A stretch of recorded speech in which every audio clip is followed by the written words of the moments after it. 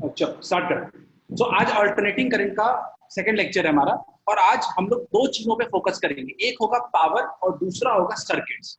Circuits की बात करेंगे। आज के क्लास का ही बेस पूरे चैप्टर को क्लियर करने के लिए रिस्पॉन्सिबल, जो भी आज हम क्लास में पढ़ेंगे वही एक्चुअली पूरे पूरे सिलेबस में या बात करें पूरे इस एसी में आपको हेल्प करें। ठीक है, तो देखते हैं। अगेन सेम चीज है, पहला पावर है, फिर तीन तरह के सर्किट्स हमें पढ़ने हैं। ठीक है, देखते हैं। मैं आज एसी जनरेटर के रिकॉल नहीं करवा रहा हूँ because I don't feel needed. ठीक है, मैं सीधे सीधे आता हूँ, यही शुरू करता हूँ। Alternating EMF and alternating current से शुरू करता हूँ। ठीक है, अल्टरनेटिंग ईएमएफ। ठीक है, अल्टरनेटिंग ईएमएफ हमने पढ़ा था कि E इक्वल्स टू होता था E not sine omega t. E equals to E not sine omega t. उसके बाद अगर हम बात करते हैं आई की बात करते हैं, I equals to I not sine omega t. हमने डेरिवेशन किया था इसका। E नॉट बेसिकली कितना आया था एसी जनरेटर में, बी ए एन ओमेगा। इस फॉर्मूले को याद रखिए। अगर आई नॉट की बात करें तो क्या आया था, B A N omega upon R. Clear है, ये डेरिवेशन में हमारा आया था। ठीक है, आगे बढ़ते हैं। हम बात कर रहे हैं अब एवरेज करंट की बात कर रहे हैं। याद करो सब लोग एवरेज करंट। हमने बोला था कि मान लीजिए एक एसी करंट को आप डीसी वोल्ट मीटर या एमीटर से मेजर करने की कोशिश करते हो एसी को। ठीक है, तो आपने मेजर किया कि करंट और वोल्टेज दोनों की रीडिंग जो आती है वो आती है जीरो आती है। क्लियर है, दोनों की रीडिंग आती है जीरो। तो हमने बोला कि देखिए क्यों जीरो आता है, क्योंकि ये एवरेज वैल्यू मेजर करता है। देखते हैं, तो एवरेज वैल्यू अगर किस चीज की मेजर करते हो, मान लो आप करंट की एवरेज वैल्यू मेजर करते हो, तो एवरेज वैल्यू मेजर करने का तरीका क्या होता है। एवरेज वैल्यू मेजर करने के लिए हम लिखते हैं, मान लो लिख रहे हैं आई एवरेज इक्वल्स टू, लिखते हैं हम लोग I integration up to T, zero से लेके टी तक, डिवाइडेड बाई टोटल टाइम। फिर यही होता है एवरेज वैल्यू मेजर करने का तरीका। ठीक है, इसको और अगर लिखे हम लोग तो area under curve, area by total time. Clear है, गौर से देखिए। पहले देखते हैं फुल साइकिल के लिए, जीरो से टी तक, जीरो से पूरा टाइम पीरियड यानी कंप्लीट साइकिल की जब बात करते हैं, तो एरिया अंडर कर्व कितना हो जाएगा, टोटल जितना पॉजिटिव उतना ही नेगेटिव, एरिया अंडर कर्व कितना हो जाएगा, जीरो। तो average value in complete cycle जो होता है वो क्या होता है, जीरो। अब बात करते हैं हाफ साइकिल की। अब हम बात करने वाले हैं हाफ साइकिल। तो जब हाफ साइकिल की बात करते हैं तो क्या होता है, तब इसका वैल्यू आता है 2I0 अपॉन पाई। क्लियर है, अगर नेगेटिव हाफ साइकिल यानी T/2 से T10 की बात करते हैं तो इसका वैल्यू आता है -2I0 अपॉन पाई। अगर हम लोग यहां से T/4 से लेके 3T/4 के बीच हाफ साइकिल की बात, हाफ साइकिल बहुत हो सकते हैं, लिमिट हमें चेक करना है। अगर इसकी बात करते हैं तो इसके अंदर एरिया अंडर कर्व कितना हो जाएगा, जीरो।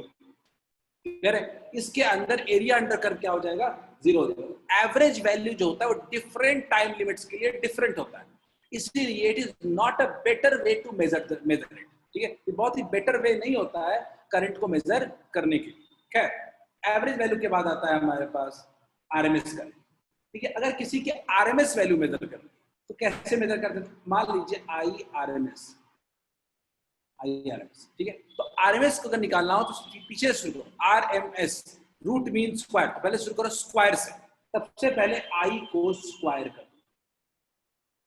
ठीक है, आई स्क्वायर, फिर उसके बाद स्क्वायर करो, फिर उसका मीन निकालो। इसका एवरेज निकालने का तरीका क्या होता है, एवरेज निकालने का तरीका क्या होता है, जीरो से लेकर के टी तक बाई टोटल टाइम। क्लियर है, स्क्वायर सबसे पहले क्या हो गया अपना, स्क्वायर हो गया, फिर मीन हो गया, और उसके बाद क्या करो, रूट कर दो।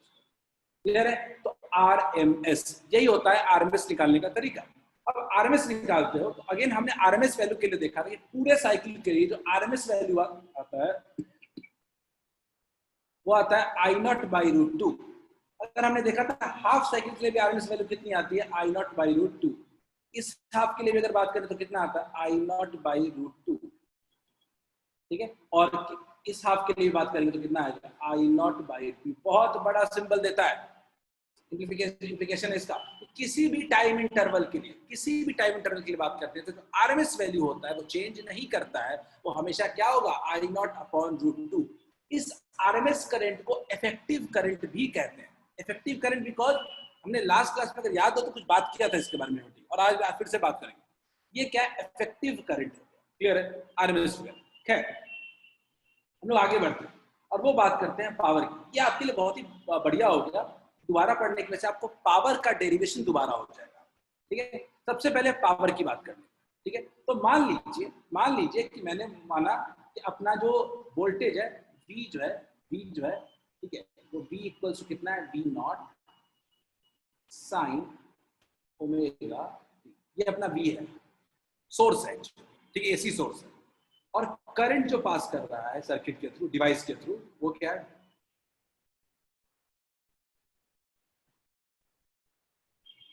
आपके मन में सवाल आना चाहिए कि सर ये ओमेगा टी प्लस फाई क्यों किया? अभी तो पढ़ा था कि एसी जनरेटर में जितना वोल्टेज में साइन ओमेगा टी था तो करंट में भी साइन ओमेगा टी था। तो वो क्यों होता है इसके बारे में हम आज क्लास में जरूर पढ़ेंगे कि फेज का डिफरेंस कहां से आ जाता है। क्लियर? तो ये फाई क्या होता है? Phase difference between voltage and current. Phi होता है, फाई को अगर समझ लें, फाई बेसिकली होता है phase difference, phase difference, phase difference between voltage and current. Simplify कर दूं फेज क्या होता है, तो एंगल को हम लोग फेज कहते हैं। ये क्या है? फेज है। इन दोनों के बीच का डिफरेंस कितना है? फाई। क्लियर है?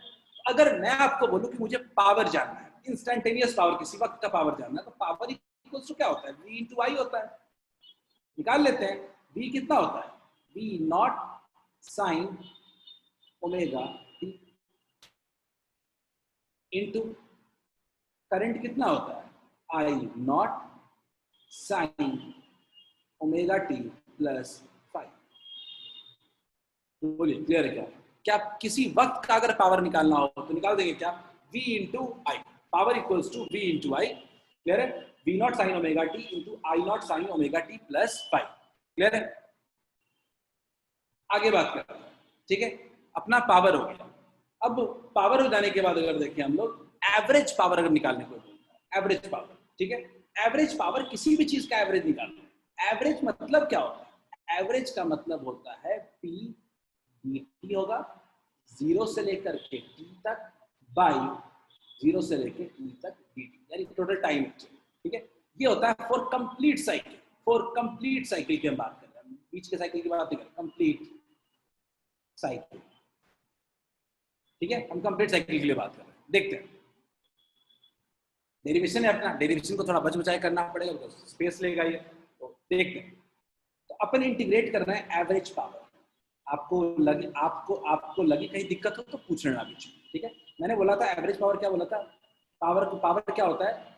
V into I D T, 0 से लेकर के t तक डिवाइडेड अपॉन टाइम। ठीक है, अब हमने V इंटू आई तो जानते हैं, V not I not sine omega t into sine omega T plus five by T, 0 से लेकर टी तक इंटू डी। क्लियर है? तो अपने को क्या करना चाहिए? अपने को कांस्टेंट क्वांटिटी को बाहर कर देना चाहिए, T not I not by T. ठीक है, और क्या लिखना चाहिए?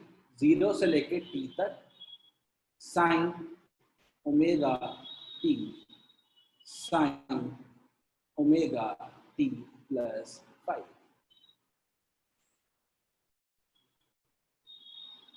क्लियर है? कुछ हमने इतना लिख दिया। अब हमने लिख दिया इसको इंटीग्रेट करने के लिए, अब हमें कुछ फॉर्मूले का यूज करना है। ठीक है, वो फॉर्मूला क्या है? ठीक है, देखिए, ठीक है, फॉर्मूला क्या है अपने पास? सिंपल याद रखना है, 2 sine A, 2 sine A sine B equals to cos A minus B minus cos A plus B. Clear है?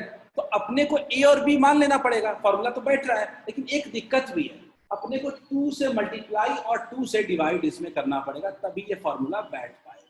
हमने 2 से मल्टीप्लाई कर दिया और 2 से हमने डिवाइड कर दिया। अब गौर से देखते हैं अपन फॉर्मूला, और एक और काम करते हैं, इसको क्यों ना बड़े वाले को ए मान लेते हैं और इसको क्या मान लेते हैं, कुछ बी मान लेते हैं। काम हो गया, ए और बी मान लिया। अब मैथमेटिकल फॉर्मूला लगाते हैं, इस फॉर्मूले में फिट बिठाते हैं, क्या होगा देखते हैं।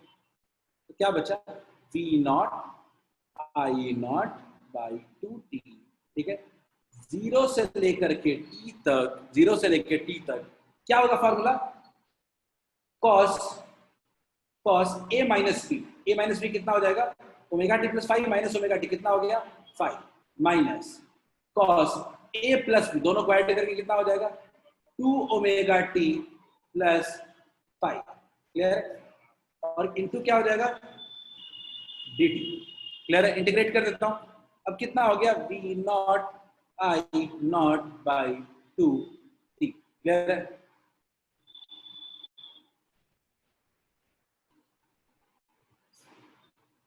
माइनस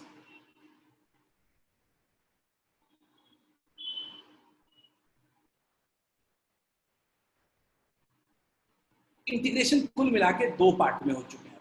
ठीक है? अब यहाँ पे अगेन अगर हम बात करें, कोई भी साइन और कॉस पूरे कंप्लीट साइकिल में उसका इंटीग्रेशन क्या होता है? 0 होता है। ठीक है? आइदर भी हम इंटीग्रेट साइड में कर लें और सीधा सीधा जो चीज याद है कम से कम उस पर हम लोग 0 पुट कर लें। ठीक है? तो सीधे सीधे अगर मैं यहाँ पे लिख दूं, अगेन मैथमेटिकल फॉर्मूला लिख दूं यहाँ पे,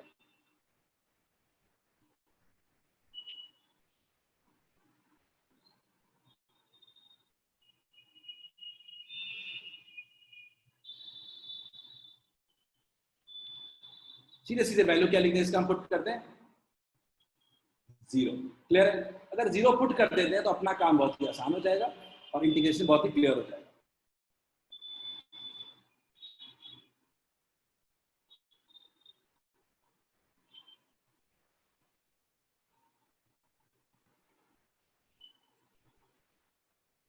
देखते हैं। ठीक है? अब हम लोग देखते हैं यहाँ पे हमारे पास क्या बचा? ये फैक्टर 0 हो गया तो क्या बचा? v not I not by 2t। cos phi एक कांस्टेंट क्वांटिटी है, बाहर कर देते हैं। क्या बचेगा? dt। कहां से कहां तक? 0 से लेकर t तक। वैल्यू पुट करो, इंटीग्रेट कर लो। अब क्या बचेगा? v not I not by 2t cos phi into t और t क्या हो गया? कैंसिल हो गया। क्या बचा? v not I not by 2 cos phi. क्या क्लियर है सबको? अदिति डेरिवेशन फिर से बता दूं यार? ठीक है, ठीक है। अदिति बाकी लोगों को समझ में आया क्या इतना? क्या सबको ये डेरिवेशन क्लियरली समझ में आ रहा है?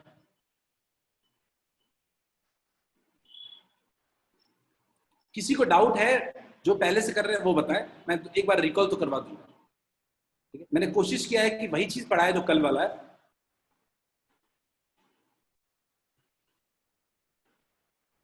ठीक है? जो ग्रीन वाले हैं वो एडिशनल फॉर्मूले हैं जो हमें दिमाग में रखना चाहिए। ठीक है? तो मैं एक बात तो क्लियर हो गई कि अपना एवरेज पावर जो है, उसका एक फॉर्मूला आ गया है, P average equals to B not I not by 2 cos phi. एक इंपॉर्टेंट फॉर्मूला है, इसमें बहुत सारी चर्चा हम लोग आज करेंगे। ठीक है? बहुत सारी बात करेंगे। अदिति आपने कुछ पूछा कि सर वो एक्सप्लेन कर दिए, मैं 10 सेकंड मैं 1 मिनट लूंगा और समझा दूंगा, बाकी लोग भी देख लेंगे। ठीक है? 1 मिनट लेकर के दोबारा रिकॉल करो। मैंने देखिए अदिति, मैंने बात किया पावर शुरू करने के पहले, बोला कि सर्किट में मान लीजिए कि करंट है V, तो V not sine omega T हो गया, करंट हो गया I not sine omega T plus 5। दोनों के बीच एक फेज का डिफरेंस है 5। क्यों होता है ये बाद में बताएंगे, अभी नहीं बताएंगे। ठीक है? तो हमने बोला कि पावर क्या होता है? V इंटू वाई डिवाइस के थ्रू, तो पावर लगा दिया V इंटू वाई, मल्टीप्लीकेशन था। तो ये पावर जो है वो तो किसी वक्त का पावर आ गया, इंस्टेंटेनियस पावर आ गया। लेकिन अगर आपको एवरेज पावर निकालना है, एवरेज पावर का मतलब पूरे कंप्लीट साइकिल के लिए, तब क्या करें?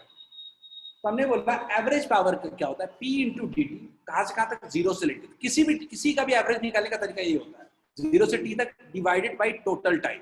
ठीक है? हमने करंट के लिए वैसे ही निकाला था, तो हम एवरेज पावर निकालेंगे। हमने इंटीग्रेट करने की कोशिश की, सबसे वैल्यू पुट किया, वैल्यू पुट करके सारे कांस्टेंट को बाहर कर दिया, v not I not t सब कांस्टेंट बाहर आ गया। अंदर में बचा साइन ओमेगा टी और साइन ओमेगा टी प्लस 5। इसका इंटीग्रेशन पॉसिबल नहीं है सीधे सीधे, हमने एक फॉर्मूला हमें यूज करना होगा। 2 साइन ए साइन बी का फॉर्मूला होता है cos a minus B minus cos a plus B. ये सबको पता होना चाहिए, खासकर मैथ्स के स्टूडेंट्स को। ठीक है? हमने वैल्यू पुट किया, हमने क्या किया? 2 से मल्टीप्लाई और 2 से डिवाइड भी कर दिया, तो ये फॉर्मूले में बन गया। अब इसको इस फॉर्मूले का यूज करके ब्रेक कर दिया। ठीक है, ब्रेक किया तो क्या हो गया, cos a minus B minus cos a plus B, finally अपने पास दो पार्ट में डिवाइड हो गए। cos का इंटीग्रेशन पूरे साइकिल के लिए हम जानते हैं कि क्या होता है, जीरो होता है, इसकी वैल्यू सीधे सीधे हम क्या लिख दिया हमने, जीरो। सिर्फ एक बचा, cos फाई कांस्टेंट इसको बाहर किया, dt का इंटीग्रेशन कितना हो जाएगा, t हो जाएगा, क्लियर, dt का इंटीग्रेशन हो जाएगा t, तो v not I not by 2 cos phi, clear. ये अपना एवरेज पावर का फॉर्मूला है। इसको लिखने का तरीका और क्या हो सकता है, एवरेज पावर, तो देखते हैं। एवरेज पावर को और लिख सकते हैं हम लोग, एवरेज पावर को लिख सकते हैं √2 B not I not by √2, 2 को नीचे √2 से डिवाइड कर दिया, cos फाई। तो अब लिख सकते हैं इसको V R M S into I R M S into cos phi, clear है क्या, V R M S into I R M S into cos phi, clear है।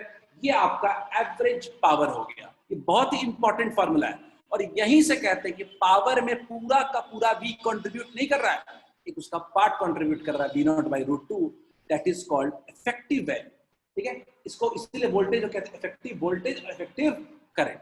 पावर के फॉर्मूले में वी नॉट यूज नहीं हो रहा है, V R M S use हो रहा है, आई नॉट नहीं हो रहा, आई आर एम एस हो रहा है, इसीलिए इसको कहते हैं effective value, effective V and I, clear, effective voltage, clear. अब थोड़ा आगे समझते हैं, I think we are going good flow, तो हम आगे समझ में आएगा। अब यहाँ पे आता है पावर फैक्टर। पावर फैक्टर क्या होता है इसको समझते हैं। हमने अभी भी पढ़ा जो एवरेज पावर का फॉर्मूला है, एवरेज पावर का जो फॉर्मूला है वो क्या है, V R M S into I R M S cos, V R M S into I R M S into cos phi, सीधा सीधा। ये कॉस फाई क्या है, ये कॉस फाई क्या है, ठीक है। कॉस फाई का नाम देते हैं हम लोग पावर फैक्टर। इस कॉस फाई को कहते हैं हम लोग power factor, power factor, power factor, ठीक है। एवरेज पावर में जो कॉस फाई आता है इसको पावर फैक्टर कहते हैं। ये बहुत ही इंपॉर्टेंट टर्म होता है, और यही ये कॉस फाई कंप्लीटली सर्किट पे डिपेंड करता है, कैसा सर्किट आप यूज कर रहे हो, ये कंप्लीटली सर्किट डिपेंडेंट है, और सर्किट के पे कॉस फाई डिपेंड करता है। डिफरेंट सर्किट में डिफरेंट पावर फैक्टर आएगा हमारे, ठीक है। V R M S I R M S source पे डिपेंड करता है, लेकिन कॉस फाई कंप्लीटली डिपेंड करता है आपका किस तरह का सर्किट आपने यूज किया है। तो ये पावर फैक्टर बेसिकली समझना है थोड़ा सा, तो ऐसे समझो कि मान लीजिए ये अपना वोल्टेज है और ये अपना करंट है, और दोनों के बीच एंगल फाई है, क्लियर है, दोनों के बीच एंगल फाई है, ठीक है, दोनों के बीच एंगल फाई है। तो इस आई के पास दो कंपोनेंट्स हो सकते हैं, एक क्या हो सकता है, एक हो सकता है इधर हो सकता है आई कॉस फाई, क्लियर है, और एक पार्ट हो सकता है इधर होगा आई साइन, क्लियर है। तो अगर आप देखेंगे इस करंट का दो पार्ट है, एक पार्ट पावर में कंट्रीब्यूट कर रहा है, दूसरा पार्ट पावर में कंट्रीब्यूट नहीं कर रहा है, ठीक है। इसको पावर प्रोड्यूसिंग पार्ट कह सकते हैं, इसको कहते हैं हम लोग वॉटलेस करंट, वॉटलेस। क्यों वॉटलेस करंट कहते हैं, because this do not contribute in the power generation. ये पावर, कभी क्वेश्चन आ जाए determine wattless current I sine phi, clear है। वॉटलेस करंट कोई पूछता है तो simple I sine phi, sine phi क्या है अपना फेज डिफरेंस एंगल, ठीक है। और आई कॉस फाई बेसिकली क्या होता है, आपका वो कंपोनेंट है जो पावर में कंट्रीब्यूट करेगा। तो यहीं से आता है एवरेज पावर का formula, V R M S into I R M S cos phi, clear है, I R M S cos phi, यही से फॉर्मूला आता है। यही है इसका पावर फैक्टर का यूज, क्लियर है, सबको आ गया समझ में आता है क्या, सबको पावर फैक्टर समझ में आया क्या। पावर फैक्टर कुछ नहीं होता है, कॉस फाई, ठीक है, बढ़िया। अब आगे आते हैं अपने फेजर डायग्राम, ठीक है। ये फेजर डायग्राम क्या है, ये फेजर डायग्राम एक्चुअली हमारा बहुत बड़ा टूल होने वाला है इस चैप्टर को पढ़ने में, ठीक है। ये क्या है फेजर डायग्राम समझते हैं, ठीक है, तो देखते हैं। तो फेजर डायग्राम को अगर समझना है तो सिंपल एक बना हुआ है। सबसे पहला फेजर डायग्राम बनाने का तरीका क्या होता है कि सबसे पहले एक हॉरिजॉन्टल लाइन ड्रॉ कीजिए। फेजर डायग्राम बनाने का पहला स्टेप क्या होता है? Horizontal line. और मान लीजिए कि करंट इधर है, करंट इधर है, ठीक है। अब वोल्टेज को फेज के डिफरेंस के हिसाब से ड्रॉ कर दीजिए। मान लीजिए कि वोल्टेज 5 फेज आगे है, वोल्टेज 5 फेज अगर आगे है तो कैसे ड्रॉ कर सकते हैं इसको?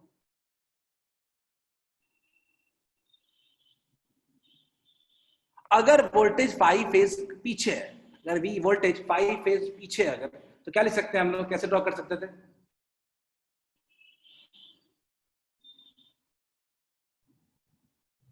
क्लियर है क्या? इस केस में गौर से देखिए, मैं बात कर रहा हूं केस ए और मैं बात कर रहा हूं केस बी की।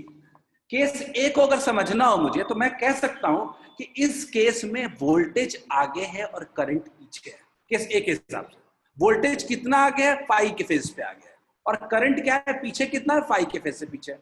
लेकिन अगर केस बी की बात करें तो इस केस में अपना आई तो हमेशा हॉरिजॉन्टल ही रहेगा, और वोल्टेज क्या है? केस बी में क्या है? पीछे है। यही आगे और पीछे कितना लैग कर रहा है, कौन लीड कर रहा है, यही बताने के लिए हम यूज करते हैं फेजर डायग्राम। हमेशा याद रखिएगा, हॉरिजॉन्टल जो होता है वो करंट शो करता है, ठीक है, और वोल्टेज उसी के अकॉर्डिंग हम लोग ड्रॉ शो कर लेते हैं। क्लियर है? इसका बहुत ज्यादा यूज आपको अभी थोड़ी देर में समझ में आएगा, ठीक है, तुरंत थोड़ी देर में आपको समझ में आएगा। क्या सबको क्लियर है मेरी बात यहां तक? क्या सबको पावर फैक्टर क्लियर है? ये फाई का बहुत यूज आ रहा है। ये फाई क्या है? वोल्टेज और करंट के बीच का फेज डिफरेंस, और उसी से निकलता है पावर फैक्टर, ठीक है। चलिए आगे बढ़ते हैं। मैं इस क्वेश्चन को कराऊंगा तो नहीं, कल किया था, 0 आंसर आया था इसका। आदित्य मोहन ने पूछा है कि sir voltage always leads in current in AC. इसका जवाब मैं आधे घंटे के अंदर दे दूंगा आदित्य, ठीक है, अपना सवाल बना के रखना। हमने इस क्वेश्चन का आंसर लास्ट डे 0 निकाला था, मुझे नहीं लगता कि इसको रिपीट करने की जरूरत है। Is it necessary to repeat? क्या हमने किया था लास्ट क्लास में क्वेश्चन, ठीक है। एक क्वेश्चन इसको कर लो ना, इंस्टेंटेनियस पावर बताना, ठीक है, फॉर्मूला जानते ही हो। इंस्टेंटेनियस पावर कुछ नहीं, टाइम का वैल्यू पुट करो बस।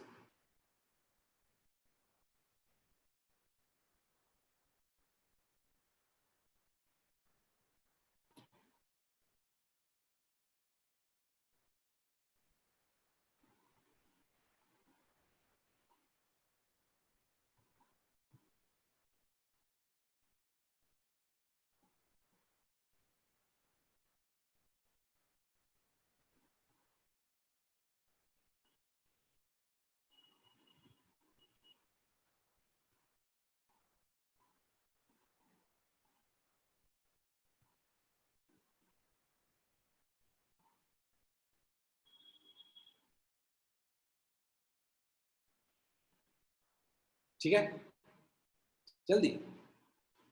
वॉइस नहीं आ रहा लेखी का? मैं कुछ बोला ही नहीं हूँ, वॉइस कहां से आएगा? मैं क्यों बोलूं? क्वेश्चन सॉल्व करो आप लोग।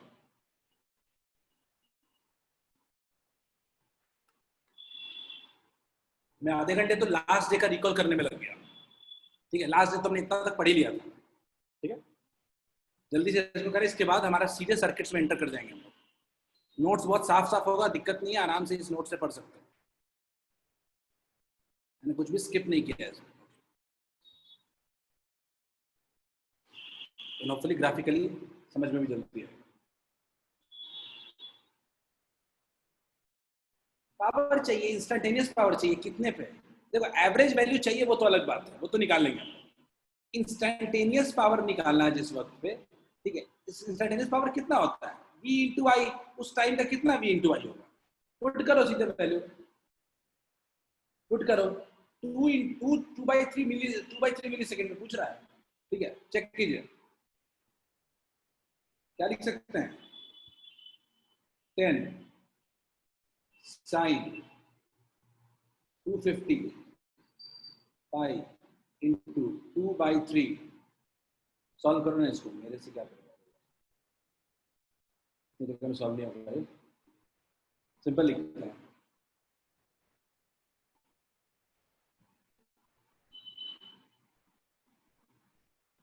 10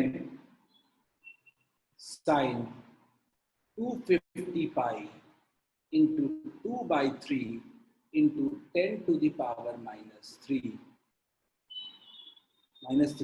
plus pi by 3 into 2 into sine 250 pi into 2 by 3 into 10 to the power -3। Solve करते हैं इसको जल्दी से। क्या आ रहा है ये? 500 पाई बाई 3, ये कुछ ऐसा आ रहा है क्या? 10 साइन, सबके आंसर्स आए हैं, कुछ कुछ सबने आपने आंसर दिया है, जल्दी सॉल्व कर देता हूँ। ये 50 500 पाई आ रहा है, 500 पाई 0.5 पाई बाई 6 आ रहा है क्या सब लोग? सब लोग 2 साइन पाई बाई 6 ऐसा आ रहा है क्या सब लोग का? ठीक है, देखो एवरेज पावर में इतना दिक्कत नहीं है, वो तो बड़ा सिंपल है, एवरेज पावर तो सिंपल निकालना है, देख लेते हैं। 10 sine pi by 2, sine pi by 2 कितना हो जाएगा? 1 into 2 sine pi by 6, sine 30 की वैल्यू कितना हो जाएगा? 2, कितना हो गया? 10 वॉट आ रहा है क्या पहले का आंसर? क्या इंस्टेंटेनियस 20 वॉट आ रहा है लेगा? मुझे 10 वॉट आ रहा है। जल्दी सब लोग देखो, एवरेज का तो लोड नहीं है, एवरेज का तो बड़ा सिंपल है। Average equals to V R M S I R M S cos 5। V R M S कितना हो जाएगा? वी आर एम एस हो जाएगा 10/√2 और 2/√2। 10 सॉरी कितना हो जाएगा? 10/√2 और 2/√2। 10/√2 into 2/√2 into cos pi by 3, cos pi by 3, cos pi by 3 कितना हो जाएगा? 20 ये 2 कैंसिल हो जाएगा, 10/2। 5 वॉट आ रहा है क्या? 10 वॉट एंड 5 वॉट आ रहा है क्या सबको? तो ये कैलकुलेशन मिस्टेक किया और कुछ खास नहीं किया। 10 वॉट एंड 5 वॉट सब लोग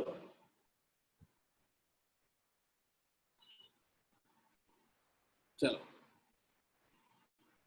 आ गया समझ में? अब आते हैं हम लोग electric circuit with AC source. हाँ, एवरेज पावर को रिपीट करते हैं। एवरेज पावर शुभम भी एक फॉर्मूला है, V R M S I R M S cos 5, V R M S I R M S cos 5। Formula put किया, V not कितना था? आर एम एस क्या होता है? वी नॉट बाई रूट 2 होता है, तो 10/√2 लिख दिया। करंट आई नॉट है, आई नॉट बाई रूट 2 लिख दिया। ठीक है, तो वी आर एम एस निकल गया, आई आर एम एस निकल गया, कॉस 5 कितना दिया? फेज का डिफरेंस दोनों में चेक करो, क्वेश्चन देख लो, चेक करो। मैं इसलिए कह रहा हूँ आपको कि वी आर एम एस कितना होगा इस केस में। वी आर एम एस अगर कोई पूछता है मेरे से वी आर एम एस, तो मैं क्या बोलूंगा? 10/√2। आई आर एम एस मेरे से कोई पूछेगा तो मैं क्या बोलूंगा? 2/√2। और cos 5 मेरे से पूछेगा तो क्या बोलूंगा? cos 5 सॉरी 5 मेरे से पूछेगा तो क्या करूंगा? पाई/3, जो ये एक्स्ट्रा वाला पार्ट है। ठीक है क्या? चलिए आगे बढ़ते हैं, let's move to our circuit part. ठीक है, सर्किट पार्ट थोड़ा electric circuit with AC source, और शुरू करते हैं रेजिस्टेंस सर्किट का। मैं सिंपल एक एक सर्किट को डील करेंगे, 2-3 सर्किट के बाद सारा कुछ डेरिवेशन आपसे खुद होने लगेगा। ठीक है, ये इतना इजी चैप्टर बनेगा। तो हमने क्या किया, एक रेजिस्टेंस लिया, रेजिस्टेंस में बल्ब लगा लो, जो लगाना है लगा लो, जो लगाना है घर में लगा लो डिवाइस में। हमने मान लो रेजिस्टेंस ले लिया और हमने इसका सोर्स ले लिया, मान लेते हैं कुछ V0 साइन ओमेगा। ठीक है, मान लिया हमने कि कुछ करंट पास कर रहा है। ठीक है, करंट पास कर रहा है और हमने इस सर्किट को सॉल्व करना है, तो हम किरचॉफ लॉ लगा लेते हैं। ठीक है, अब आगे बढ़ते हैं। अब हम सिंपल ऐसा है किरचॉफ लॉ लगाते हैं। किरचॉफ लॉ लगाएंगे तो क्या होगा? ये सोर्स है, ये मान लेते हैं, इसको Vs मान लेते हैं। ठीक है, तो लिख सकते हैं क्या? Vs minus I R equals to 0। Kirchhoff से लगाए, लिख सकते हैं applying KVL, Kirchhoff's voltage law. Vs minus I R equals to 0, तो क्या लिख सकते हैं? Vs इक्वल्स टू क्या लिख सकते हैं? I into R. तो I इक्वल्स टू क्या लिख सकते हैं? Vs upon R. क्लियर है क्या? अब आप बोलोगे ये कौन सी बड़ी बात है, ये तो अभी पढ़े इतना देर तक। बिल्कुल, I equals to Vs upon R. एक क्वेश्चन आया, रुक जाओ सर, करंट की डायरेक्शन तो चेंज होते हैं रहता है, फिर वो उल्टा भी तो हो सकता है। नहीं, मैं बोल रहा हूँ किसी वक्त पे देख रहा हूँ आपसे, मैं किसी टाइम पे देख रहा हूँ, हर वक्त के लिए नहीं गारंटी ले सकता हूँ, मैं किसी टी टाइम पे देख रहा हूँ आपसे।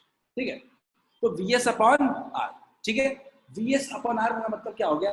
I इक्वल्स टू, सिंपल अगर लिखूं I इक्वल्स टू क्या अपने पास रिलेशनशिप कुछ ऐसा आ रहा है क्या? I equals to V not sine omega t upon R. तो क्या ये फॉर्मूला कुछ ऐसा आ रहा है क्या? V not upon R sine omega T. Clear है क्या? तो क्या यहाँ पे फाइनल फॉर्म लिख सकते हैं क्या? I equals to I not sine omega t. क्या क्लियर है क्या सबको? वेयर वेयर अब आप बोलोगे इसमें नया क्या है? ये तो इतने देर से पढ़ रहे हैं, आपको फर्क पता चलेगा थोड़ी देर में। Where I not is nothing but V not upon R. I not क्या है? V not upon. क्या है, सबको समझ आ रहा है क्या कि अगर करंट क्या होगा, करंट भी क्या होगा? तो सबसे बड़ी बात क्या है? सबसे बड़ी बात है कि v क्या है? V not sine omega T. तो करंट भी क्या है? I not sine omega t. क्या इसका सबसे बड़ा रिलेवेंस निकाल सकते हैं क्या हम लोग? सबसे बड़ा रिलेवेंस निकाल सकते हैं क्या? फाई यानी फेज का डिफरेंस। एक इसमें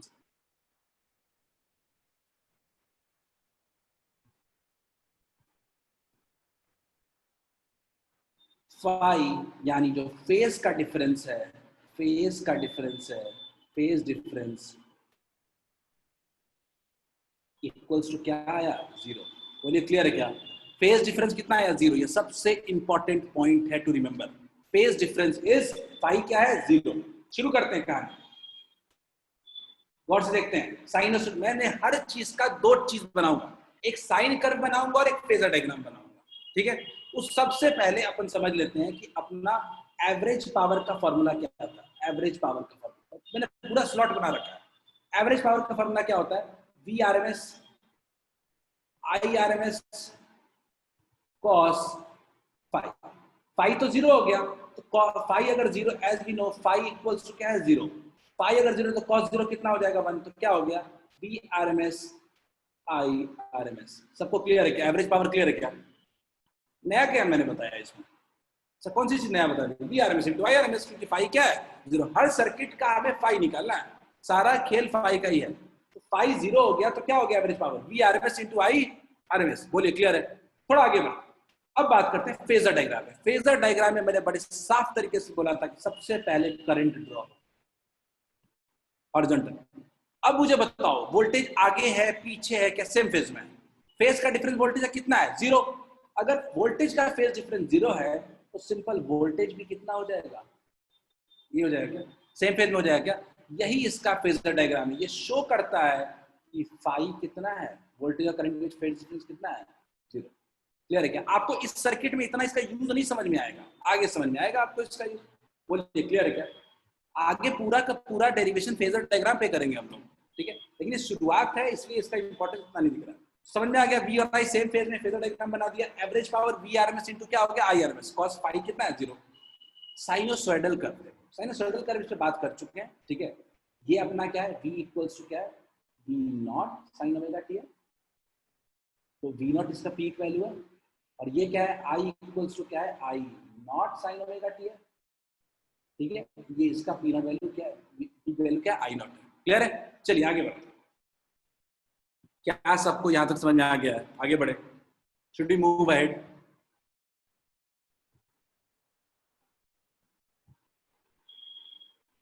अदिति राज समझ में आया क्या? शिवानी ठीक है, क्लियर है। अभिषेक समझ में आ गया? चलो आगे बढ़ो। चलो एक क्वेश्चन कर लो। चलो इसका इसका आंसर दे दो। पोल लॉन्च कर रहा हूँ, बड़ा सिंपल क्वेश्चन दे रहा हूँ मैं।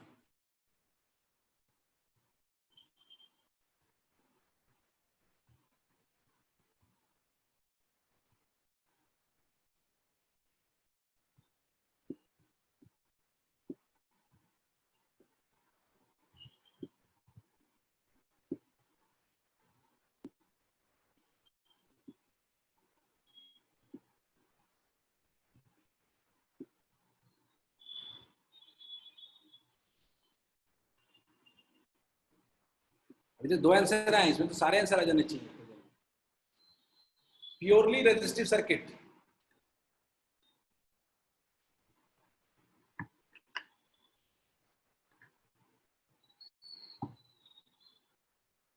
वेरी गुड, बढ़िया। फिर भी नॉट सेटिस्फैक्ट्री, अब तक सबके आंसर आ जाने चाहिए था। एज रिप्लाई, रेजिस्टिव सर्किट में करंट लैग करता है, आगे लीड करता है, क्या करता है करंट? इसलिए I got 6 answers incorrect.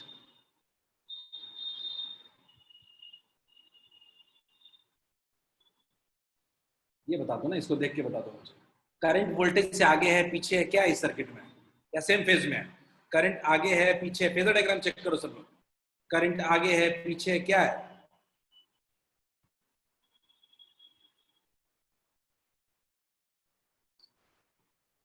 10 people have replied incorrectly। क्या कर रहे हो?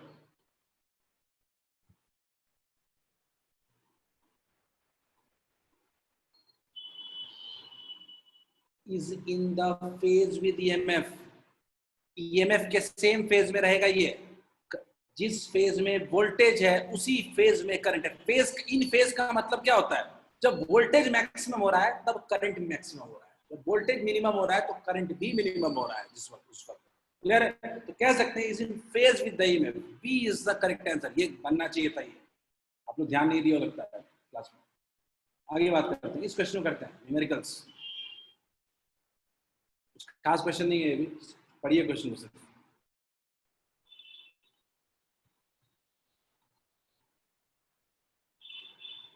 क्वेश्चन को पढ़िए, ज्यादा कुछ खास नहीं है।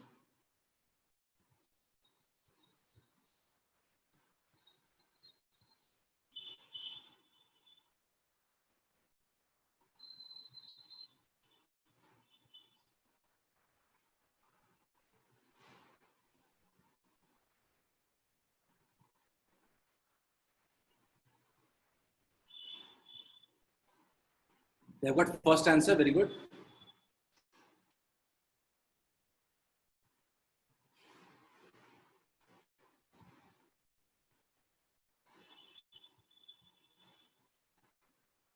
टू एम्पियर करंट मतलब वो डीसी करंट की बात हो रही है।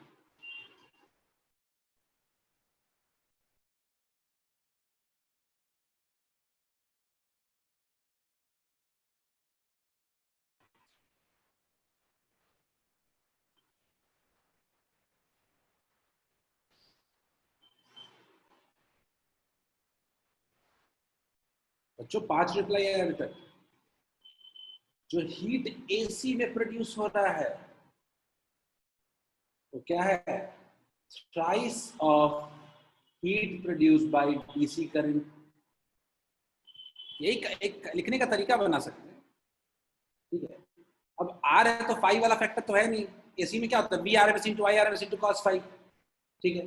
या या आई स्क्वायर या आई आर एम एस का होल स्क्वायर इंटू आर भी कह सकते हैं, दोनों कह सकते हैं, कुछ भी कह सकते हैं। आई स्क्वायर आर, और ये कितना होगा? Equals to 3 into I square R, ठीक है।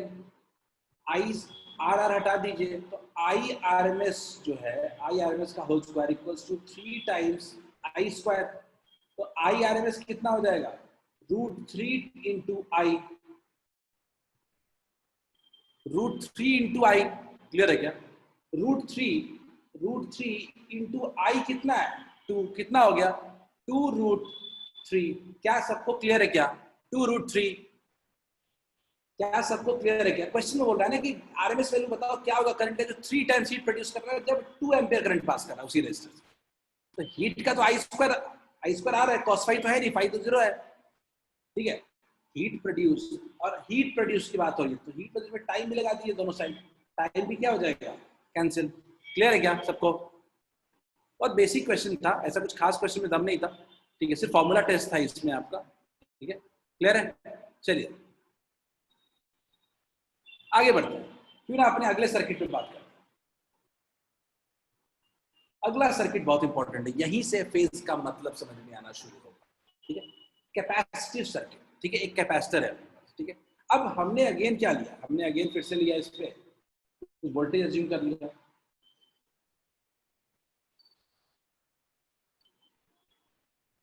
ठीक है। अपने को करंट का आइडिया नहीं है,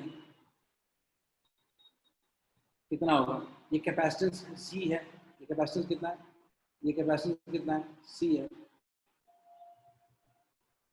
ठीक है, ये वेलोसिटी, ये सॉरी वेलोसिटी क्या है, सोर्स है, बट सोर्स पोटेंशियल है, ठीक है। तो अगर इसमें किरचॉफ्स लगाएं, इसमें किरचॉफ्स लगाएं, applying KVL, Kirchhoff's voltage law, तो इस केस में दो ही चीजें, कैपेसिटर है और सोर्स है, तो क्या होगा, VS source minus Q upon C equals to 0। और कुछ हो सकता है क्या, कैपेसिटर के क्रॉस कितना होगा, Q अपॉन C, तो क्या हम लोग लिख सकते हैं क्या, VS equals to Q upon C, बोलिए क्या हम लोग लिख सकते हैं क्या, Q equals to C into V source, source की वैल्यू लिख लेते हैं ना, C into V not sine omega. क्या सबको इतना क्लियर है क्या, Q इक्वल्स टू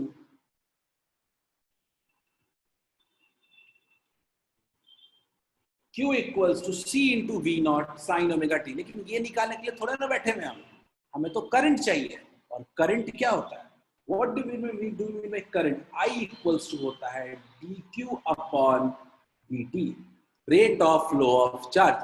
किसी को डाउट है क्या इसमें, rate of flow of charge, clear है, dq अपॉन dt। तो ये डिफरेंशिएट करेंगे तो ये v नॉट और c क्या है, कांस्टेंट बाहर आ जाएगा, किसको डिफरेंशिएट करना पड़ेगा, d by dt sign omega T, clear है क्या, इसको डिफरेंशिएट करोगे तो साइन का क्या होता है, कॉस होता है, क्या हो जाएगा, v not c cos omega T, लेकिन अंदर में क्या है, ओमेगा भी है, तो ओमेगा क्या हो जाएगा, मल्टीप्लाई, डिफरेंशिएशन में क्या हो जाता है, मल्टीप्लाई हो जाता है, ठीक है, कॉस ओमेगा, क्लियर है क्या। तो अपना करंट का ना फॉर्मूला आ गया, करंट का फॉर्मूला आ गया, which is I equals to क्या आया अपने पास, V naught into omega into C into cos omega.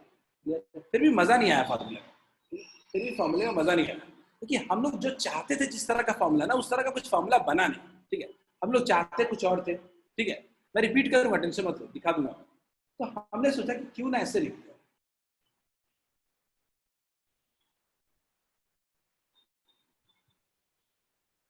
1 by omega C, clear है क्या, 1 by omega C cos omega T. तो इससे क्या हो गया ना कि एक चलो आया कि हमेशा करंट में ना V अपॉन R होता है, तो एक R टाइप का कुछ आ गया नीचे में डिफरेंट डिवाइड, लेकिन अभी भी कॉस है, कॉस में भी मजा नहीं आया, तो हम क्या करते हैं, इसको कॉस को साइन में कन्वर्ट करते हैं, तो क्या लिख सकते हैं, V naught by 1 by omega C, ठीक है, कॉस को क्या लिख सकते हैं हम लोग, sine omega T plus pi by 2, 90 sine 90 plus theta cos theta होता है, क्लियर, साइन 90 प्लस थीटा जो होता है कॉस थीटा। अगर यहाँ पे अगर फॉर्मूला लिखना हो सीधा सीधा, ठीक है, अगर मैं फॉर्मूला लिखना हो यहाँ पे, मैं सीधा सीधा लिख देता हूँ, sine 90 plus theta equal to होता है कॉस थीटा, क्लियर है। तो कॉस थीटा को हमने किसमें लिख दिया, साइन 90 प्लस थीटा में। तो अपना जो फॉर्मूला है ना फाइनल, उसको उसमें आ गया है V not upon X C sine omega T plus pi by 2, clear है, V not upon X C, ठीक है, ये एक्स सी क्या है, वन एक्स सी क्या किया, तो हमने 1 बाई ओमेगा से, अगर एक्स सी को लिखते हो तो एक्स सी बेसिकली क्या नाम दिया हमने, 1 बाई ओमेगा सी, क्लियर, और यहीं से अपना फाइनल फॉर्मूला बनता है, वो क्या है, just give me one second, just give me one second, ठीक है, equals to I not sine omega T plus pi by 2, clear, sine omega T plus pi by 2, clear, ये वाला थोड़ा ऊपर का फॉर्मूला में ना दब करके हटा, ये नोट्स में क्लियर आवाज, किसी का आवाज मिट रही है, कमलेश, ठीक है, मैं थोड़ा सा यहाँ पे साफ कर लिख देता हूँ, यहाँ पे देख लो, ठीक है, एक मैं यहाँ पे इसको लिख सकता हूँ, वी नॉट बाई एक्स को I not sine omega T plus pi by 2। गौर से देखिए, बहुत इंपॉर्टेंट पॉइंट है यहाँ पे, अपना फाइनल फॉर्म आ चुका है। इसमें से हमने एक जो काम किया है वो XC क्या होता है। एक्चुअली XC क्या होता है, ये रेजिस्टेंस की जगह पे आया है, तो हम लोग XC कहते हैं, it is the resistance offered by the capacitor in flow of current. XC क्या होता है, इट इज द रेजिस्टेंस, इसको सिंपल देखो, XC क्या होता है, it is the resistance offered by a capacitor to AC। ठीक है, AC को जो रेजिस्टेंस ऑफर किया जाता है उसको कहते हैं हम लोग XC। XC basically formula, XC होता क्या है, XC बेसिकली होता है 1/ओमेगा इंटू C। क्लियर है, बहुत सिंपल फॉर्मूला है। ठीक है, ये बेसिकली ऐसा समझ लो, resistance offered by capacitor in flow of current, resistance offered by a capacitor। बहुत इंपॉर्टेंट टर्म है। ठीक है, इसको कहते हैं कैपेसिटिव रिएक्टेंस, कहते हैं कैपेसिटिव रिएक्टेंस। क्लियर है, 1/ओमेगा C। अब ये ओमेगा क्या है, ओमेगा क्या होता है जानते हो, सब लोग जानते हो, 2πf फ्रीक्वेंसी होती है। क्लियर है, 2πf। खैर XC, इसका यूनिट भी क्या होता है, इसका यूनिट भी ओम होता है। ठीक है, इसलिए समझना इसको बड़ा आसान है, इसका यूनिट भी क्या होता है, ओम होता है। खैर आगे बात करते हैं। अभी ये XC किस पे डिपेंड करता है, तो XC में सिंपल सा लिख सकते हो, XC इक्वल्स टू 1/2πfc। यानी XC जो होता है वो इनवर्सली प्रोपोर्शनल टू फ्रीक्वेंसी होता है। बड़ा सिंपल सी बात है।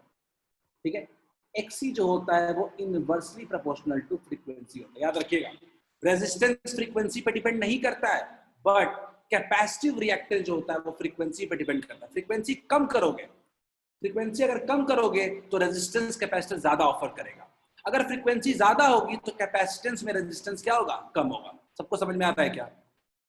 कैपेसिटेंस जो होता है वो, कैपेसिटर जो होता है वो भी एक रेजिस्टेंस ऑफर करता है, उस रेजिस्टेंस को कहते हैं कैपेसिटिव रिएक्टेंस। ठीक है, जितना ज्यादा फ्रीक्वेंसी उतना ही कम रेजिस्टेंस ऑफर करेगा कैपेसिटर। क्लियर है क्या,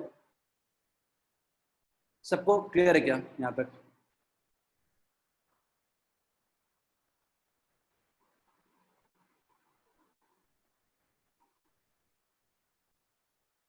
अगर सबको क्लियर है तो एक बार समराइज कर देता हूं। हमने क्या देखा, जो V था वो क्या था, V0 sine omega T। I अपना क्या आया, I अपना आया I0 sine omega T plus pi by 2। इसका डेरिवेशन सारे इंपॉर्टेंट है। ठीक है, अब याद रखिएगा कि इस केस में जो ओमेगा नॉट है वो क्या है, V0 अपॉन रेजिस्टेंस होता है, I equals V0 upon R होता है। इस केस में V0 अपॉन क्या होगा, X। क्लियर है, V0 अपॉन X। और याद रखिएगा इस केस में फाई कितना आ रहा है, आप बताइए, इस केस में फाई कितना आ रहा है, चैट में बताइए, फाई कितना आ रहा है इस केस में, π/2 आ रहा है क्या सब लोग? फाई जो आ रहा है वो आ रहा है π/2। 90 डिग्री का फेज का डिफरेंस है वोल्टेज और करंट में। अभी तक नहीं आया था किसी में फेज डिफरेंस। अब देखो कैसे एक कैपेसिटिव सर्किट में वोल्टेज और करंट के बीच में 90 डिग्री का फेज का डिफरेंस है। ठीक है, π/2 लिखते हैं फेज का डिफरेंस, अभिषेक माइनस लिखने की जरूरत नहीं है। अब अगर आप मुझे बताओ कि अगर फेज डिफरेंस 90 डिग्री है तो सीधा मैं जंप करता हूं एवरेज पावर की तरफ, और आप मुझे यहाँ पे हेल्प करो। क्या एवरेज पावर को सीधे सीधे लिख सकते हो क्या? Average power equals to VRMS IRMS cos phi, cos phi. तो cos फाई 90 डिग्री है, तो एवरेज पावर कितना हो गया, 0। तो क्या एक कंक्लूजन ड्रॉ कर सकते हैं कि AC जब कैपेसिटर के थ्रू पास करता है तो कोई पावर डिसिपेट नहीं होता है या लॉस होता है। कैपेसिटेंस की वजह से कोई पावर का लॉस नहीं होता है, कोई एनर्जी कंज्यूम नहीं करता है। और एवरेज पावर क्या होता है AC में, 0। कैपेसिटर में क्या होता है, 0। बोलिए क्लियर है क्या? इसीलिए इसके थ्रू करंट को कहते हैं वॉटलेस करंट। पूरा का पूरा करंट क्या होता है, वॉटलेस करंट। क्या सबको क्लियर है क्या? सबको क्लियर है क्या कि एवरेज पावर कितना हो रहा है, 0। एवरेज पावर हो रहा है 0। ठीक है, अब फेजर डायग्राम बनाने की तरफ बढ़ते हैं। यहाँ बहुत इंपॉर्टेंट है, हमने पढ़ा है कि V जो है वो क्या है, V0 साइन ओमेगा T है, और I जो है वो क्या है, I0 sine omega T plus π/2 है। यानी एक बात है, सबसे पहले फेजर डायग्राम में क्या ड्रॉ करेंगे, करंट। अब मुझे बताओ करंट आगे है या पीछे? करंट लीड कर रहा है कि लैग कर रहा है? ना मुझे बताओ, करंट वोल्टेज से लीड कर रहा है कि लैग कर रहा है, इसका रिस्पॉन्स मुझे चाहिए। वेदर करंट इज लीडिंग और लैगिंग, प्रगति सिंह लैगिंग, भाई करंट आगे है पाई बाय 2 से, करंट आगे है तो वोल्टेज क्या है, पीछे है, वोल्टेज पीछे कैसे ड्रॉ होगा?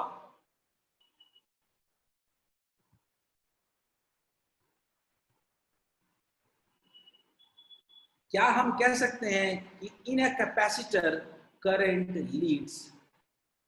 लीड्स वोल्टेज बाय फेज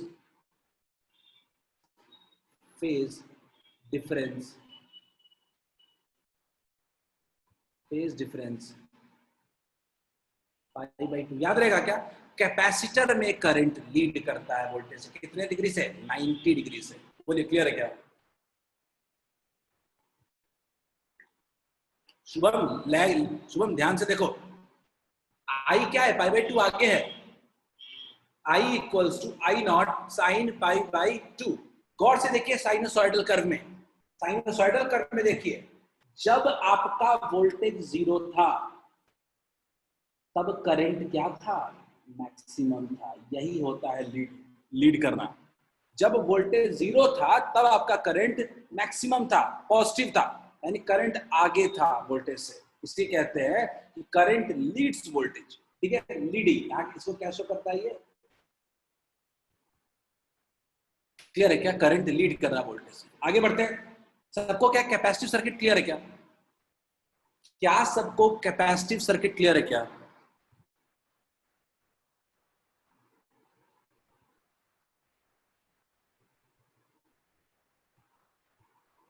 क्यों ना एक क्वेश्चन कर लेते हैं सब लोग, क्यों ना एक क्वेश्चन कर लेते हैं सब लोग।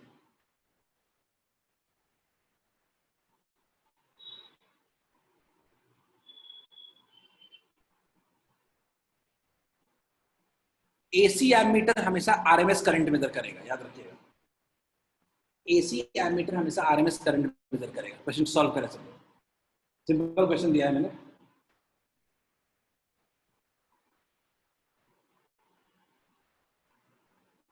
Everyone try this question.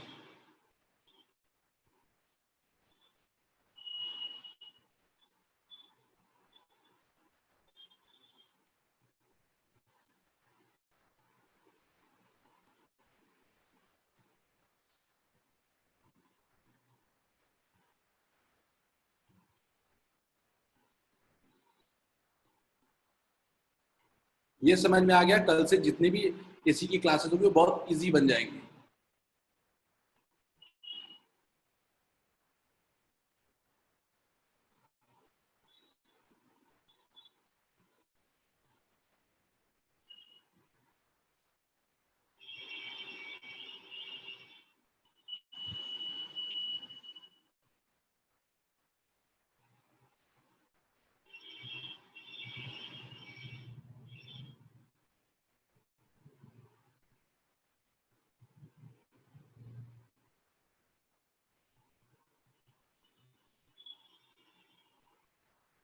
याद रखिएगा, आई आरएमएस क्या होगा? V RMS upon resistance. Resistance क्या होता है कैपेसिटर में? एक्सी। क्लियर है? सबसे पहले तो वी आरएमएस निकालिए, वी आरएमएस निकालिए। वी आरएमएस कितना है? वी नॉट अपॉन कितना हो जाएगा? √2। कितना हो जाएगा? 200 वोल्ट। क्या सबको क्लियर है क्या? वी आरएमएस आ रहा है क्या? 200 वोल्ट। अब अगला, अगला रेजिस्टेंस कितना होगा? रेजिस्टेंस, कैपेसिटिव रिएक्टेंस जिसको कहते हैं, एक्सी। मैं तो रेजिस्टेंस ही कहूंगा इसको, क्योंकि मेरे लिए याद करना आसान है। कैपेसिटर में जो रेजिस्टेंस मिलता है that is called capacitive reactance. XC क्या होगा? 1/ω/c। अब ओमेगा कितना है अपना? 100। ओमेगा कितना है? Omega T. Omega equals to 100। Clear है? ओमेगा अपना 100 है, पुट कर देते हैं 100 इंटू सी। कितना है? सी है 1 माइक्रो फैराड, 10⁻⁻6। फाइनल एक्सी कितना हो गया? 10⁻⁻4 मिलके 10⁻4 हो गया, 10⁻4 ओम। अगर मुझे आई आर एम एस निकालना है, आई आर एम एस निकालना है, तो सीधा सीधा क्या करना पड़ेगा? 200 बाई 10⁻4। ठीक है, यानी टू द पावर 2, यानी 0.02 एम्पियर। क्लियर है क्या? आ रहा है क्या? 0.02 एम्पियर, या इसको कई लोगों ने 20 मिली एम्पियर भी लिखा है, 20 मिली एम्पियर लिखा है। क्लियर है क्या सबको? ठीक है, कौन से स्केल में है? मिलीमीटर नहीं, सही है, कुछ भी मेजर कर सकता है। 0.02 एम्पियर या 20 मिली एम्पियर, बात बराबर ही है, कोई दिक्कत नहीं। क्लियर है क्या सबको? आगे बढ़ते हैं। ठीक है, अपने नेक्स्ट पार्ट पे बढ़ते हैं। वो क्या है?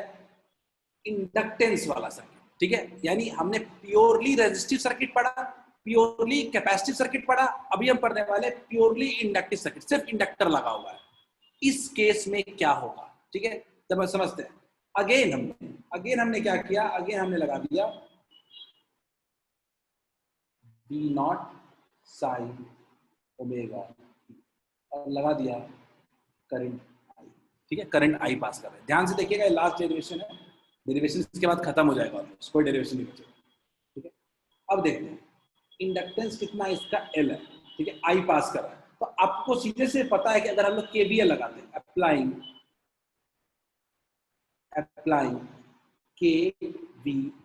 KVL, तो हमको पता है कि एक तो VS होगा minus L di/dt equals to क्या हो जाएगा? 0। क्लियर है क्या? दो ही चीज है ना, एक इंडक्टर एक सोर्स है। इंडक्टर के अक्रॉस कितना होता है पोटेंशियल डिफरेंस? L di/dt। तो VS इक्वल्स टू क्या हो जाना चाहिए? VS इक्वल्स हो जाना चाहिए L di/dt। फिर से बढ़ता हूँ, VS को क्या लिख सकते हैं? V not sine omega T, sine omega T equals to L di/dt। Clear है? L di/dt। अगर मैं इसको लिखूं, पूरा लिखूं, di इक्वल्स टू क्या लिख सकते हैं? di इक्वल्स लिख सकते हैं क्या? V not sine omega T, sine omega T dt। देखो, हम लोग LR सर्किट की बात कर रहे थे, सिंपल प्योरली L सर्किट है, AC source. V not sine omega T dt। Clear? अगर आपको करंट चाहिए तो आपके पास सिर्फ एक ही ऑप्शन है, इंटीग्रेट करना। आपके पास क्या है? इंटीग्रेट करना। V not sine omega T. Clear है? इंटीग्रेट करते हैं हम लोग इसको। ठीक है, इंटीग्रेट करते हैं अगर हम लोग, तो बड़ी सिंपल सी बात है। इंटीग्रेट करने पे क्या आता है? इंटीग्रेट करते हैं कहां से कहां तक? जीरो से लेकर के आई तक कर सकते हैं, और टाइम का ले सकते हैं जीरो से लेकर टी तक। तो डी कितना हो जाएगा? सीधा सीधा इंटीग्रेट करते हैं, डिफरेंट करते हैं, इंडेफिनेट करते हैं। आई इक्वल्स टू कितना हो जाएगा? बी नॉट साइन का इंटीग्रेशन कितना होता है? Minus cos omega T by omega. ठीक है, बी नॉट। अच्छा, एल हमने मिस कर दिया, एल यहाँ पे है, एल यहाँ पे, एल बाहर है, हमने क्या रखा है? एल बाहर रखा है। तो अपने पास अब कितना बचा? अपने पास आया L into I equals to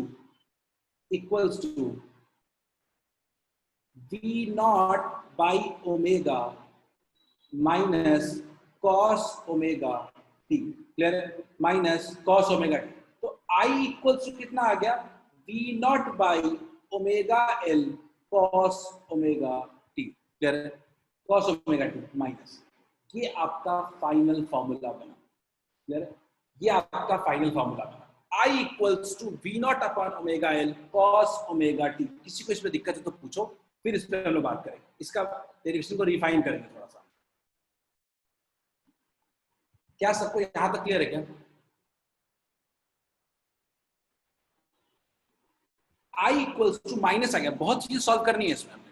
ठीक है, सबसे पहला ये V नॉट बाई वाले को क्लियर करते हैं, ये ओमेगा L पार्ट को क्लियर करते हैं। ठीक है, ओमेगा L पार्ट को थोड़ा सा सॉर्ट आउट करते हैं।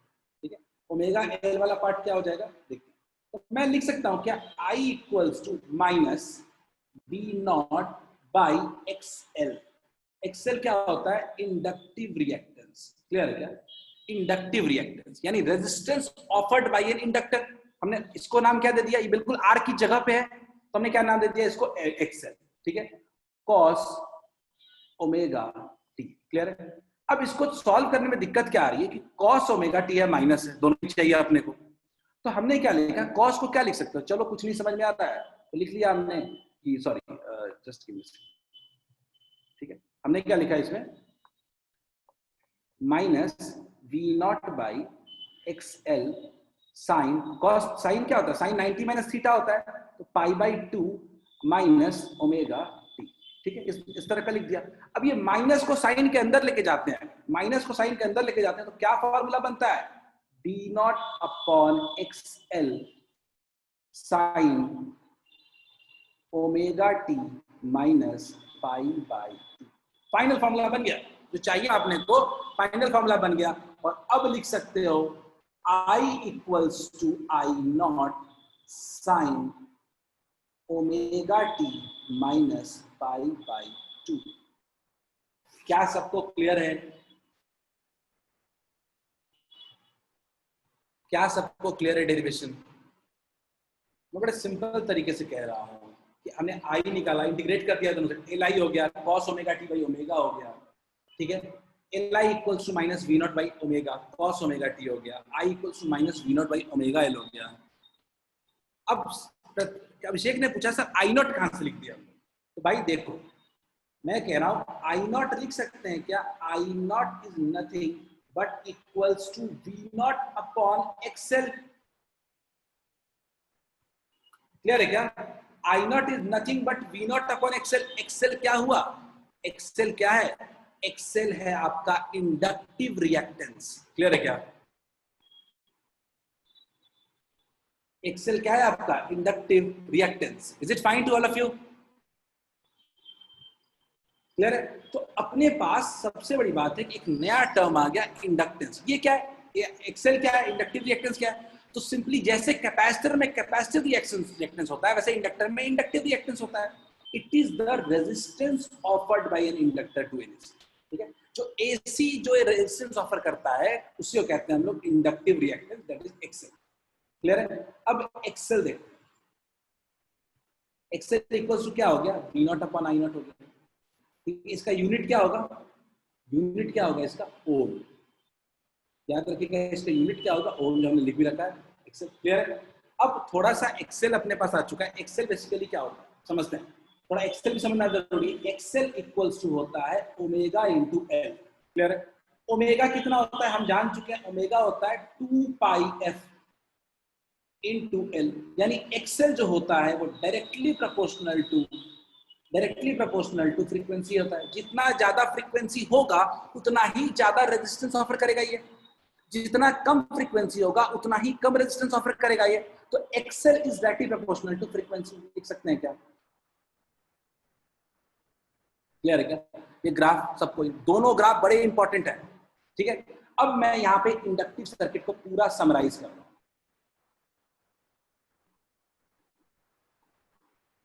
समराइज कर, देखिए हमारे पास वी नॉट कितना था, हमारे पास V naught, V equals to था V not sine omega T.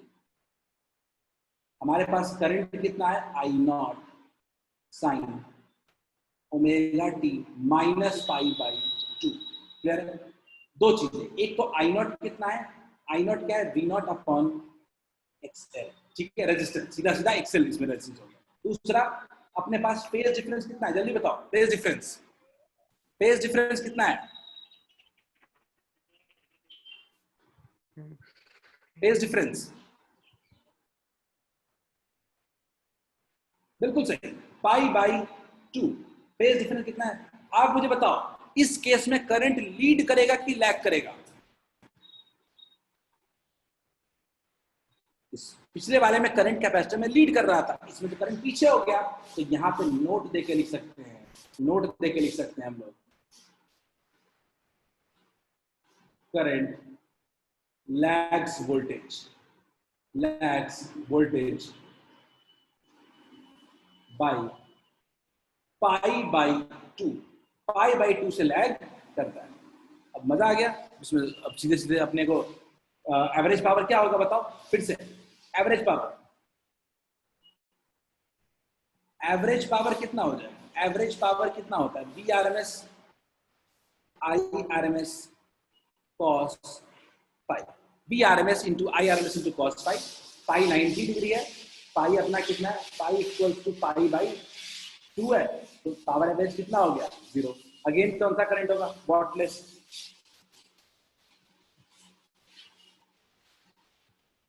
कोई पावर कंज्यूम नहीं होता है, इंडक्टर में भी नहीं और कैपेसिटर में भी नहीं। अब गौर से देखिए, फेजर डायग्राम में करंट ड्रॉ कर दिया, वोल्टेज क्या है, करंट पीछे है तो वोल्टेज मतलब क्या है, आगे है। वी ड्रॉ कर दिया, कितना फेज डिफरेंस है, 90 डिग्री। क्लियर है? तो यहाँ पे क्या हो रहा है, करंट क्या हो रहा है, लैग कर रहा है।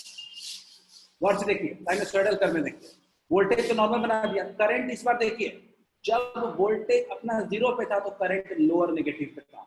इसका मतलब कि करंट क्या कर रहा है, बोले क्लियर है क्या? क्या सबको पूरी बात यहां तक क्लियर है? एक बार क्यों ना समराइज कर लेते हैं चीजें, एक बार सब चीज को समराइज कर लेते हैं। देख लो, प्योर रेजिस्टर में 5 था, ठीक है, टोटल ये Z शो कर रहा है, रेजिस्टेंस R था, ठीक है, फेजर डायग्राम B और I सेम डायरेक्शन में था। प्योर इंडक्टर अभी बढ़ा π/2, इसमें वोल्टेज, इसमें करंट, वोल्टेज लीड करता है यानी करंट पीछे होता है। क्लियर है? रेजिस्टेंस कितना था, XL, phasor diagram. Purely capacitive में प्रगति क्या सर, रेजिस्टेंस ना देख लो, एक सेकंड रुक जाओ। Z शो कर रहा है total resistance of circuit, total resistance of circuit, ठीक है, Z R XL XC। Clear है? सबको क्लियर है क्या ये जितना मैं बता रहा हूं? XL inductive reactance, XC capacitive reactance, पूरे का समराइज, पूरा समराइज किया हुआ है। अगर आप एनसीईआरटी को जाते हो तो एनसीईआरटी के हिसाब से सिर्फ एक सर्किट बचा है आपका, LCR सर्किट, ठीक है। हम टोटल 4 सर्किट और हमें पढ़ने पड़ेंगे, RL, LR, RL, LC और RC, 3 तरह के सर्किट्स पढ़ेंगे हम। सब यहां तक क्लियर करो, वीडियो भी जल्दी मिल जाएगा आपको, ठीक है। एक क्लास में क्वेश्चन है, इसको जल्दी से खोल करके बता दो मुझे कितना होगा और क्लोज करते हैं आज क्लास।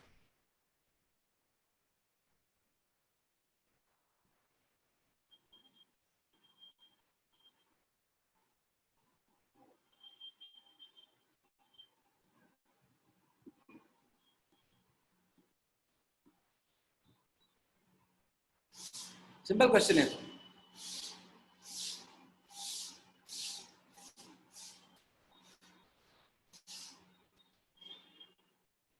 शायद मल्टीपल करेक्ट है क्या?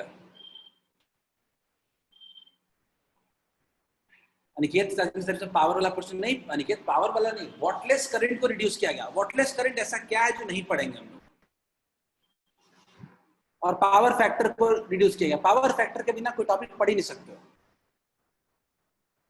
पावर फैक्टर का टॉपिक नहीं हो तो बेसिक चीज में, बेसिक पार्ट में आ जाएगा। ये मल्टीपल करेक्ट है, आप लोग रिप्लाई कर दें, चैट में डाल दें।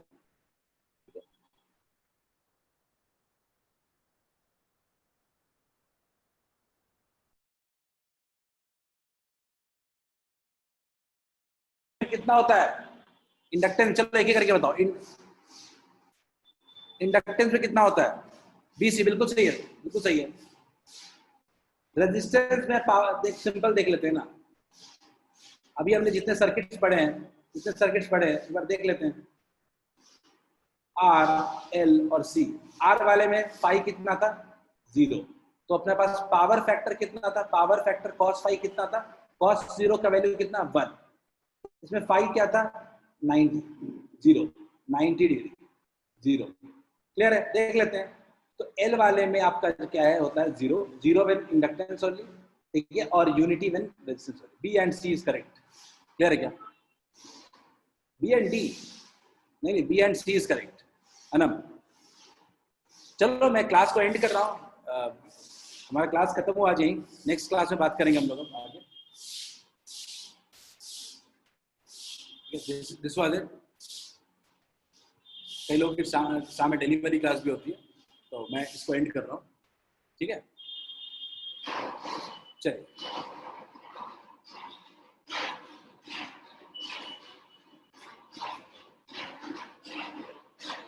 ओके, चलो बाय, थैंक्स।